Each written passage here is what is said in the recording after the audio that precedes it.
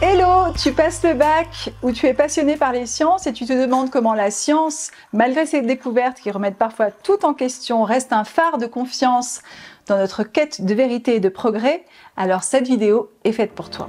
Aujourd'hui, je te propose d'explorer les fondements de la science, les défis posés par les révolutions scientifiques et comment tout cela nous guide vers un avenir prometteur. Ça te tente? Alors accroche-toi car nous allons plonger dans un voyage palpitant au pays des découvertes scientifiques. Comme d'hab, dans cette vidéo, nous verrons la définition, la problématique qu'elle sous-tend et l'enjeu de notre réflexion. Puis nous développerons le plan suivant. Tout d'abord, l'objectivité et l'universalité comme fondement de la science, puis les révolutions scientifiques, un défi majeur pour la science, et enfin le progrès, une conciliation douce entre foi en la science et une acceptation des révolutions. Mais commençons tout d'abord par la définition et l'étymologie du terme. Le mot science vient du latin scientia, qui signifie connaissance. Ce terme est dérivé du verbe scire, qui signifie savoir. D'entrée de jeu, on comprend que le terme science est relié à l'idée de connaissance acquise. Mais la notion de science a évolué. Dans l'Antiquité, la science caractérise le savoir éminent assumé comme tel. La philosophie est considérée comme la reine des sciences. Depuis le 19e siècle, la science est un ensemble de connaissances fondées et relatives à un domaine donné. Aujourd'hui, on a pour habitude de distinguer les sciences exactes, telles que les mathématiques, les sciences expérimentales, telles que la physique, la chimie, les sciences humaines, dans lesquelles on range l'histoire, la philosophie, la psychanalyse, la psychologie, la linguistique et j'en passe. En général, on attribue aux sciences les critères suivants. Les lois scientifiques sont rationnelles, c'est-à-dire fondées en raison, universelles, ou objectives et valant en tout lieu et en tout temps, issues d'un système, c'est-à-dire d'un ensemble organisé de connaissances, vérifiées ou bien prouvées, récoltées à l'aide d'une méthode qui peut être soit hypothético-déductive, c'est-à-dire qui consiste à émettre une hypothèse et à la vérifier, soit inductive, c'est-à-dire qui part du réel et établit des lois. Par conséquent, la science s'oppose à la magie, aux préjugés et à l'opinion. Dès lors, la science serait un système organisé s'appuyant sur l'observation, une méthode et la vérification, qui a pour but de connaître les lois qui régissent l'univers afin d'établir de façon objective la réalité de ce qui est. Or, de façon historique, on est forcé de constater que les vérités scientifiques sont parfois remises en question. Avant Copernic et Galilée, par exemple, on pensait que la Terre était au centre de l'univers. Encore aujourd'hui, ça arrive à des gens très bien, qu'on appelle les platistes, d'être encore plus en retard que ça. C'est-à-dire que eux, ils considèrent que la Terre est plate. Aussi, de là, découle notre problématique. Comment concilier l'impératif d'objectivité et d'universalité inhérent à la science avec les révolutions scientifiques qui remettent en question les notions antérieurement considérées comme établies? Autrement dit, comment continuer à accorder du crédit à la science qui a longtemps considéré que le Soleil tournait autour de la Terre alors que Galilée a démontré le contraire? Bah ouais, on n'est pas des billes. Du coup, l'enjeu de notre réflexion, ce peut être d'éviter de sombrer dans le dogmatisme. Il ne serait pas question de considérer les vérités scientifiques comme indiscutables, ou au contraire, le relativisme. Il ne serait pas non plus question de douter à tout prix de ces énoncés, et notre réflexion est peut-être un préalable à la possibilité de penser un progrès scientifique. Aussi, commençons par voir en quoi l'universalité et l'objectivité sont les fondements de la science. Partie 1. L'objectivité et l'universalité comme fondement de la science. Au sens courant, l'objectivité implique l'impartialité, c'est-à-dire de considérer les événements indépendamment de nos intérêts ou de nos préjugés. Par exemple, si j'étais impartial, je te dirais que le kit-bag de français de Tanguy est aussi bien que le kit-bag de philo d'Alice. Ouais, mais voilà, comme je ne le suis pas, eh bien je te dirais que le kit-bag de philo, c'est de la balle, qu'on y trouve 350 questions-réponses pour réviser le programme, des défis philosophiques, plein de vidéos inédites de méthodos pour le commentaire et la dissertation, qu'il est beau comme un arc-en-ciel et qu'il a été fait par une prof ultra sympa. Bon, mais continuons. Au sens ontologique, l'ontologie étant une science qui s'intéresse à la nature des choses et de l'être, l'objectivité concerne ce qui existe indépendamment de la connaissance humaine. Enfin, de manière empirique, l'objectivité correspond à ce qui est, à la réalité, sans les interprétations subjectives. Les sciences tentent d'émettre des raisonnements incarnant ces trois définitions de l'objectivité, en attribuant une indépendance à l'existence réelle et en la considérant en tant que telle, sans la déformer.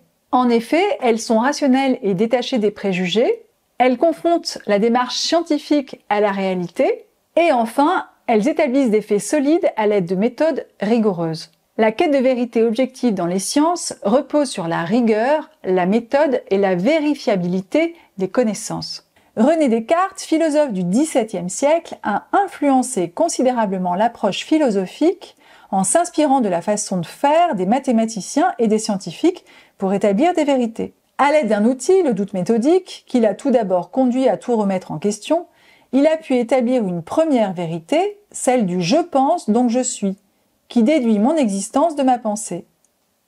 En effet, si je pense, c'est que j'existe.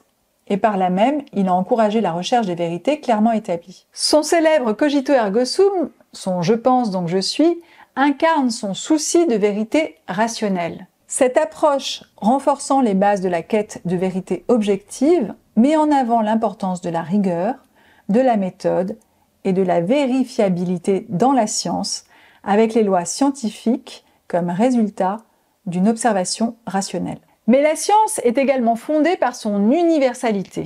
L'aspiration à l'universalité des scientifiques témoigne de leur objectif à trouver des principes et des lois s'appliquant partout et en tout lieu et en tout temps, indépendamment des contextes et des périodes historiques.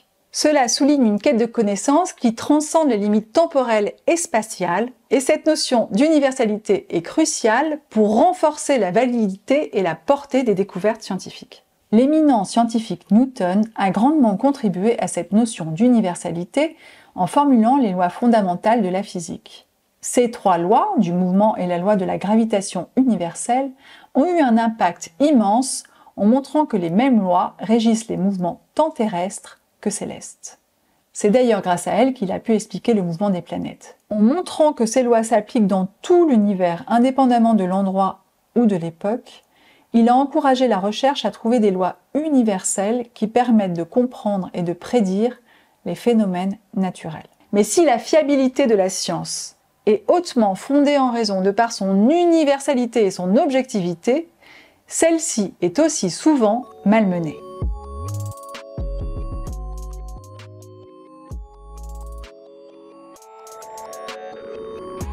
Voyons donc maintenant en quoi les révolutions scientifiques constituent un défi majeur pour la science. Le concept de falsifiabilité de Popper, aussi connu en tant que principe de réfutabilité, est un concept fondamental pour comprendre que les découvertes scientifiques, bien qu'universelles, peuvent être remises en question. Selon lui, une théorie scientifique est valide que si elle est formulée de manière à être testée de manière réfutable. Cela signifie que la théorie scientifique doit être présentée d'une manière telle qu'elle puisse être potentiellement invalidée par des observations ou des expériences. Il dit par exemple que l'astrologie n'est pas une science dans la mesure où les prédictions de l'astrologue ont toujours une extrême probabilité de se réaliser. Par exemple, si je me prends pour Madame Irma et que je te dis que Tanguy va vendre des milliards de kit-back, vu comme ils sont bien nos kit-back, vu toute la pub qu'on leur fait et vu toute l'énergie que déploient Ellie et Tanguy pour que ça marche et en vendre plein, il n'y a aucune raison que ça marche pas. Cette caractéristique, donc, de la falsifiabilité, qui dit qu'une théorie est scientifique dès lors qu'elle peut être remise en question, rend les théories scientifiques ouvertes à la remise en question. Par exemple, la théorie de la gravité de Newton se vérifie dans de très nombreux cas, mais on a pu prouver des situations, par exemple les trous noirs, les vitesses extrêmes, où elle n'est plus opérationnelle, ce qui a conduit Einstein à l'améliorer. Dans le contexte des révolutions scientifiques, la falsifiabilité joue un rôle crucial en offrant un critère de scientificité clair aux scientifiques et en leur permettant de naviguer entre l'avant et l'après-révolution. L'exemple de Galilée et de la révolution copernicienne montre parfaitement le rôle des révolutions scientifiques. À l'époque de Galilée, l'idée que la Terre était le centre de l'univers était largement acceptée en Occident. Cependant, les observations de Galilée avec le télescope ont confirmé les idées de Copernic, selon lesquelles la Terre tourne autour du Soleil. Cette découverte a créé une révolution dans la compréhension de l'astronomie et a remis en question les croyances établies de l'époque. Cela a marqué un moment de rupture. Une nouvelle vision du cosmos a émergé, mettant en lumière le rôle crucial des révolutions scientifiques dans l'avancement de la connaissance. On est passé du géocentrisme, c'est-à-dire que nous les hommes et la Terre étions le centre de l'univers, à l'héliocentrisme. Donc, grâce à Copernic et Galilée, on a changé de paradigme, c'est-à-dire qu'on est rentré dans une conception qui part du principe qu'on est un tout petit truc qui participe à un grand tout, qui est celle de l'époque moderne. Et tu penses qu'on serait considéré comme moderne si je filmais le mur plutôt que toi? Comme ça, tu arrêterais peut-être de te prendre pour le centre du monde ou le centre de la vidéo? Ah, c'est bon, j'ai compris. Et tu comprendrais que tu fais partie d'un tout, d'une équipe. J'ai compris, je te dis. Parce que par exemple, on pourrait me filmer moi des fois, non? Ah non, vraiment, désolée, mais je crois pas. Peut-être que c'est mieux si on filme le mur. Or, le philosophe qui a mis en lumière le rôle crucial des révolutions scientifiques, c'est Kuhn. Kuhn a apporté une perspective novatrice sur les révolutions scientifiques en introduisant le concept de paradigme. Selon Kuhn, la science progresse par cycle. Il y a des périodes de stabilité où les scientifiques travaillent à l'intérieur d'un paradigme établi et de temps à autre, des révolutions scientifiques se produisent. Ces révolutions représentent des moments de rupture où de nouvelles idées et théories émergent, remettant en question les croyances établies et instituant un nouveau paradigme. Un nouveau cycle peut alors commencer.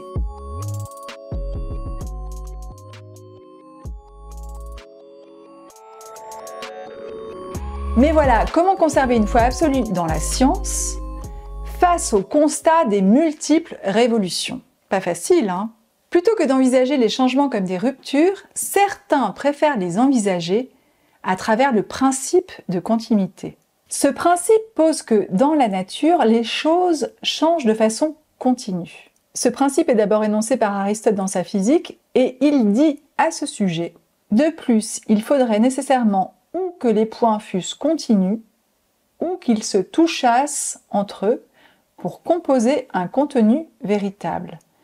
Et cette même observation s'applique à tous les indivisibles. Le principe est ensuite repris par Leibniz qui écrit « Tout va par degrés dans la nature et rien par saut, et cette règle à l'égard des changements est une partie de ma loi de la continuité ». Ainsi, la théorie de la relativité d'Einstein n'aurait pas pu exister sans le travail de Newton, et Einstein a approfondi le travail de Newton qui montrait des limites de par le paradigme dans lequel il était inscrit.